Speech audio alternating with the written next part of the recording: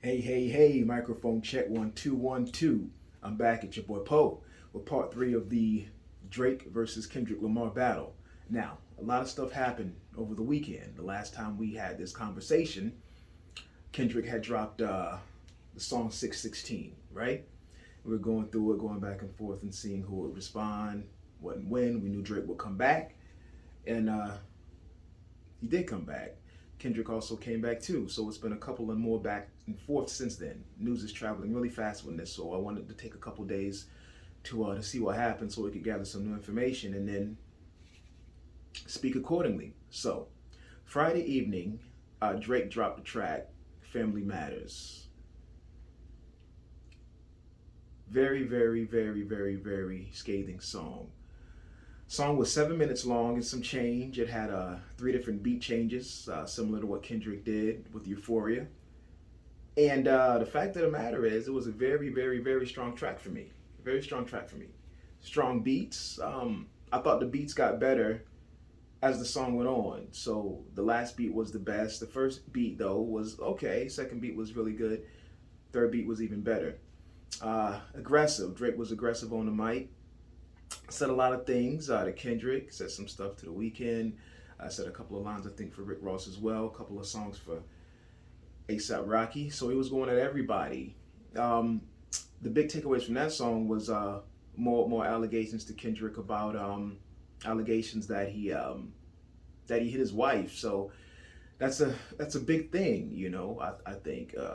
See if that's true or not. That was one of the allegations that he spewed out. What else? I got my notes here. Um, Said that he had a child from, I guess, his manager, Dave Free.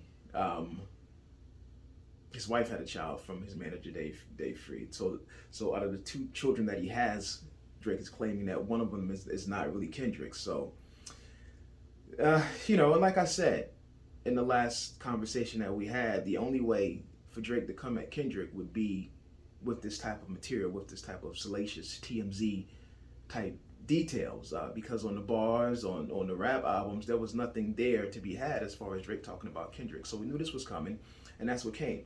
But the execution of that was pretty good. The bars were hard. Some good rhymes in that. So that came out. Shortly thereafter, not long after, Kendrick dropped us a new song of his own. This song this song was a pretty aggressive song, right? Beat done by The Alchemist, one of the greatest producers in the history of hip hop. Um, Family Matters for Drake, and Kendrick dropped the track "Meet the Grahams." Aubrey Graham is Drake's name. So in this song, he told, I think, four verses that were geared towards different members of Drake's family.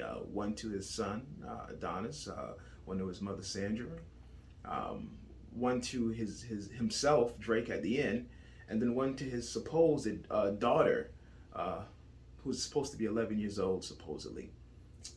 Saying different things about Drake, how he's a bad father, how he has all these different things about him that aren't good, and just basically saying that, you know, these are the shortcomings of your father, of your son, and this is directly to you for the last work for Drake, last verse for Drake, which laid some really deep, scathing words and deep accusations by Kendrick to Drake, all different types of sexual misconduct and things of that nature, on down to accusations of having people around him and him himself being involved with messing with underage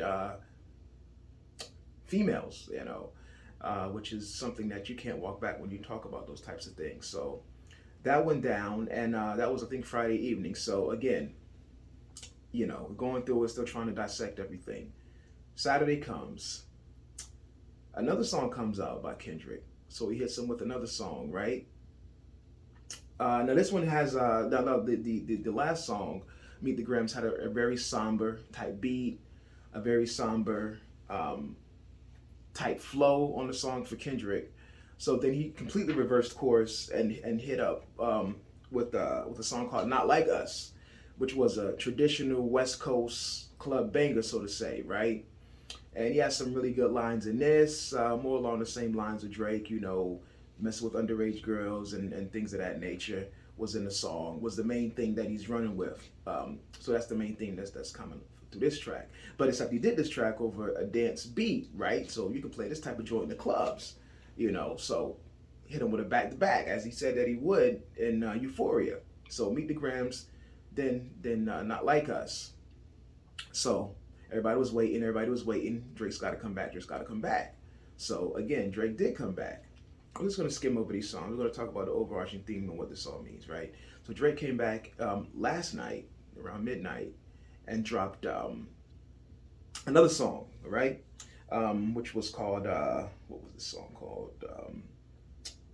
Gosh, I can't think of Drake's last song.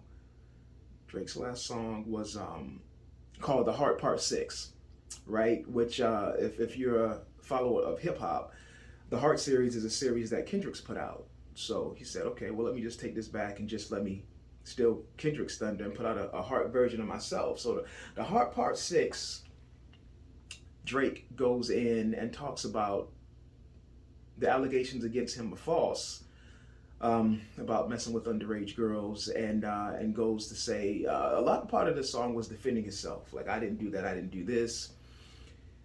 He said basically that Kendrick is lying about that, and that the information that Kendrick got about his 11-year-old supposed daughter is false, and that they planted that information for Kendrick to put out a false information in the song, which doesn't make any sense because he says that the information that he put out to Kendrick was false and Kendrick took the bait. But then he also says that the people who gave him the information were clowns. So what it really looks like is Drake's doing some damage control. There was a mole at some point in his camp that leaked out that information. About the 11-year-old daughter. Again, that doesn't mean anything for me. I don't know if it means anything for other people. Even the Adidon joint, a few years back with his son coming out, didn't really mean anything to me. And this is a big thing for me with the celebrity worship and things of that, and children being involved. I don't know these people. We don't know these people. What goes on behind closed door? Who's a good dad? Who's not a good dad? That type of thing. Who's sleeping with who? Whose wife is with that? That's kind of crazy, right? So some things matter and some things don't. What matters to me, an underage accusation against somebody is very, very severe, right? So that means something to me, right? Kendrick abusing his wife, if that's true, that means something to me. Those types of things matter, right? This other stuff is TMZ, salacious stuff. I don't care about that. But some people do. Right? So Drake is denying these allegations, right?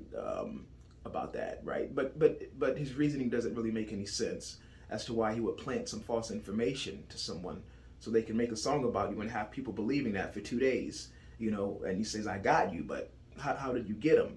If you did plant false information, right, we would think that we would see the evidence of you planting that false information and you saying, okay, I got you. It would come immediately after you planted the false information. After the song dropped, then Drake drops right after and says, see, I got you. That wasn't real. Again, so he was denying that, saying that Kendrick is lying about that, and just saying again that Kendrick hit his wife, and that he's a false prophet, things of that nature, and that he doesn't dig deep enough into the things. And what his big reveal was basically saying that also that Kendrick is so hard on this this pedophile argument because Kendrick himself was abused as a young person. Kendrick's last album, Mr. Morale and the Big Steppers, went a lot in the psychoanalysis of Kendrick, some very deep observations of himself. And there was a song on there called Mother I Sober, which he talked about abuse, and he talked about his mother being a victim of abuse. That was the ultimate result of that song, Mother I Sober. So Drake and his ghostwriters misinterpreted what that song meant, because it wasn't about Kendrick being abused. It was about a relative that his mother thought abused Kendrick, and because she was abused, she was sure that Kendrick was abused, and he just was afraid to admit it. Kendrick said that he wasn't abused. So that's what he said, and that's what we're going with as far as that. So Drake is trying to tie in Kendrick being abused to Kendrick calling him a pedophile and saying, "Oh, so that's why you're calling me a pedophile because basically a hit dog will holler, and that's why you're trying to equate that with me, which doesn't apply." So a lot of denying of that. One thing I can say about the song, regardless of what was said and it was true or not, we want to get into something here, and this is for the hip hop. There's a difference between a technician and a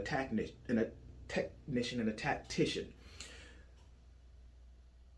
As a tactician, this song in particular, I don't think hit the way that Drake wanted it to hit. He sounded like he was on the defense, right?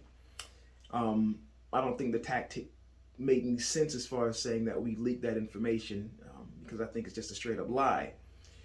As far as a technician, the bars, I thought, regardless of whether were true or not, were pretty good. To see Drake rapping like that in that style, the way he puts words together, the way he rhymes, when he's on point, Drake's a top tier MC. Again, for me, this always goes back to you saying it really well, you saying it with conviction, but is it coming from you? And it sucks that it has to be that way, but I'm always questioning, Drake, did you really write that, right? But the man can rhyme, regardless of who writes it or not. He's got all the things that we look into for when we say somebody is a good rapper, is a good MC that can hold their weight in the ring. So where are we at right now? We're still just here. Some people are declaring that the battle is over. Kendrick won. What I'm seeing is most people are saying that. There's a small part of the community that's saying Drake's still in it. It's not over. Drake did kind of sound defeated. At the end of the song, he just sounded, when he was talking, like, I don't want to be in this. It sounded like he wanted to end the battle a little bit. I don't think it's over yet. I don't think it's ever really going to be over. I can see this going, years down the line, and they're still probably taking little small jabs at each other. But we'll see where it goes. So right now, I have Kendrick up still. I don't think it's over. I don't know what to expect going forward.